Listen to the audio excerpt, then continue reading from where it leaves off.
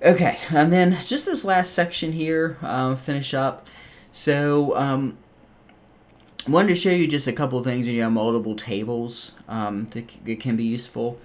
Okay, so again, I'm just reading in the data again, fixing the space issue, and then I'm subsetting out rows, so 100 through 500 and 900 through 1300.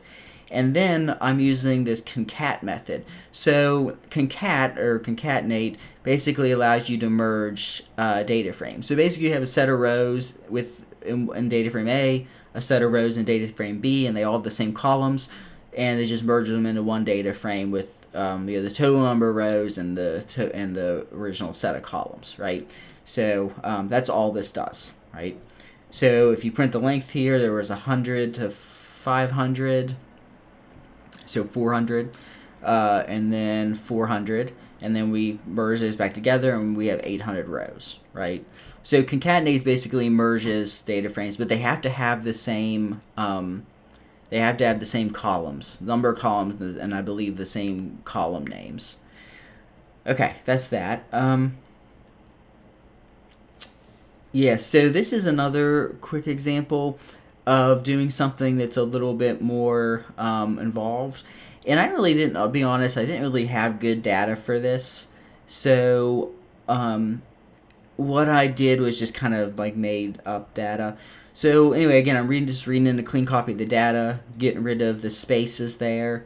I'm adding a new column called ID, and I'm setting it equal to movie underscore df dot index. What that does is it writes the row index into an actual column, which can make it a little bit easier to use and call. And this just is 0 through the number, there's index 0 up. And then printing the head of that.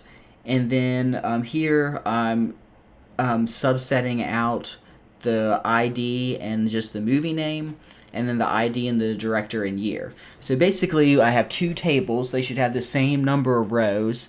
And they should have, but they have different rows. But they both have the ID, which is a unique identifier for each movie, right? So this is an example of a situation where you maybe would want to join two tables together. So this is like the concept of like the primary and foreign key. So generally these types of operations are known as joins. So you're basically saying join these two data sets. The unique identifier that designates record was in this case ID.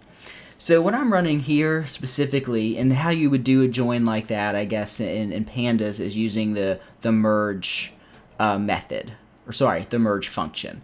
So the merge function, you basically feed it the two tables that you want to merge, how to merge it. So what I'm doing here is inner join.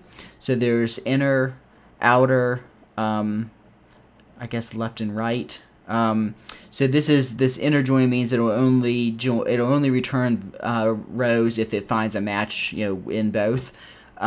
Which in this case it wouldn't matter because they're the same records. And then on is basically the field that you're using to associate them, right? And then that'll print back a merged table. And then this one, what I did here was I did a subset of the data, and then I tried to move that back. I merged that back in, and now since I did inner, but this was a subset of the data, I get back only a subset of the records as opposed to all the records, so only the ones where I found a match. Okay, so that's an example of that. So again, this one we end up with, once we do our join here where we just have the non-subset, we get back all of the movies, and then when we do the subset and then join back, we only get the records where it found a match, which in this case was 93. So in short, merge is used similar to joins in like database context. And then concatenate basically just allows you to take data frames that have different rows but the same columns and merge them into one data frame. Okay, so there's a lot of other things you could do with pandas. I mean, what I mainly focused on here was reading in tables, subsetting, querying, describing, grouping, things like that. I did that because I find these are one of the most common things I do with tables, just things like data prep. So anyway, there's a lot of other stuff you can do, but I feel like this is a pretty good start. So if you start playing around with Pandas. I think you'll find that it's a nice environment to work with data frames.